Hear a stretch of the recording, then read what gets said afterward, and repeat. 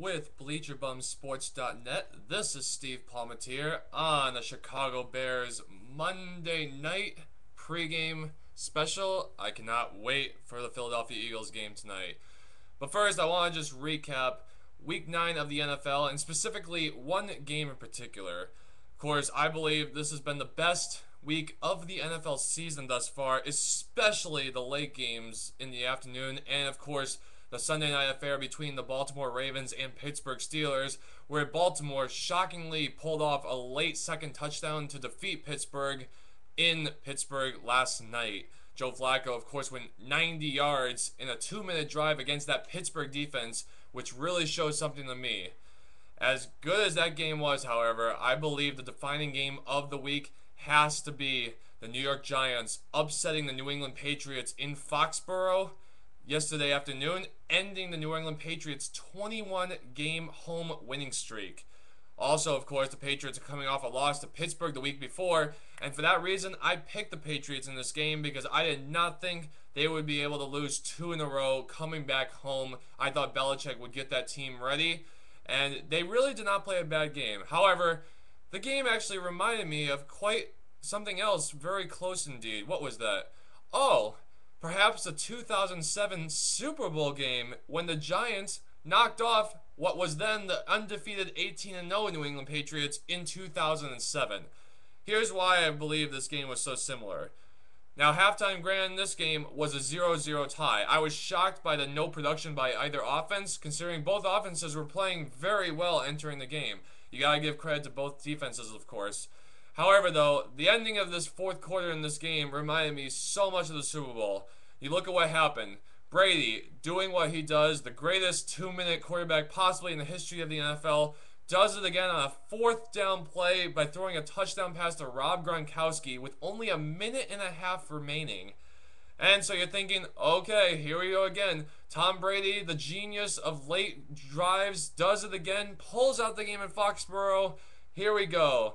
But that just reminded me, wait, didn't he do that to Randy Moss in the Super Bowl as well?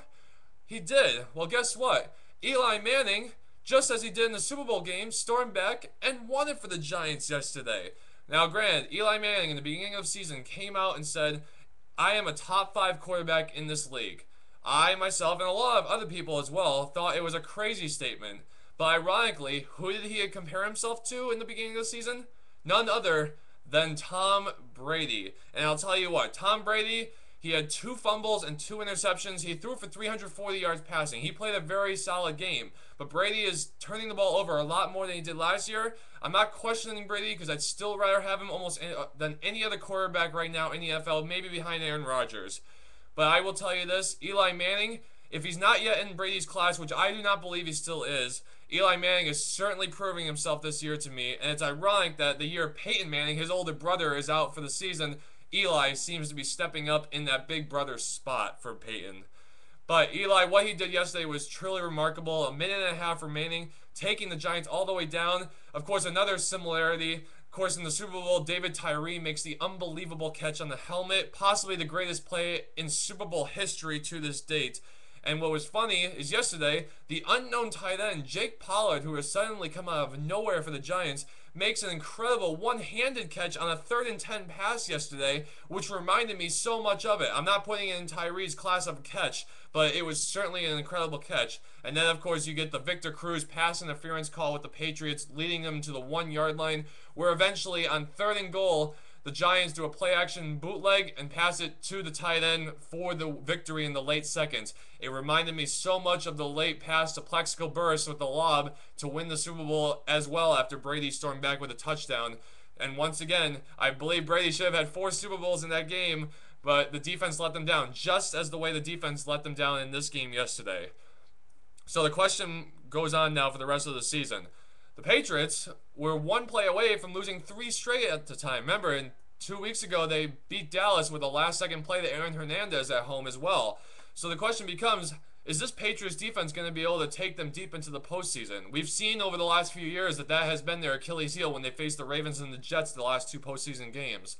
So the Patriots, of course, have a huge affair now with the New York Jets in New York next Sunday night. It's a bitter division rivalry, and the Jets are coming off what I think is perhaps their best game all season, defeating the Buffalo Bills in a dominating fashion in Buffalo. So you know the Jets defense is going to be ready, and they play that Patriots offense very well. It is designed to shut down Welker and that Patriots offense. So Belichick will have to bounce back strong with a great win, because right now the Jets, I think, are playing the better of the two teams. I'm not making my prediction yet, but I would be shocked if it is not a close game for sure.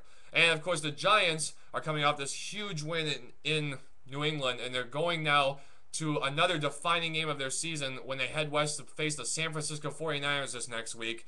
I actually personally believe the Giants, I'm going to pick early that they will defeat the San Francisco 49ers in San Fran in an upset. I like the way the Giants are playing right now. They didn't even have Ahmad Bradshaw playing yesterday, and they still won the game. I like the way they can run. They play defense strong with their great D-line they have, and Eli Manning is playing as good as he's played all of his career, in my opinion, right now. San Francisco is 7-1, an amazing story, the biggest surprise of the NFL in my opinion, but I still don't know if they have quite the passing game and the balance. Frank Gore is playing unbelievable right now, but I need to see more of Alex Smith to see if he can prove to me that San Francisco can be a team that can run deep into this postseason this year.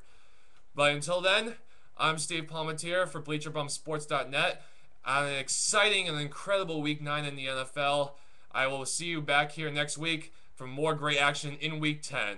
Until then, take care.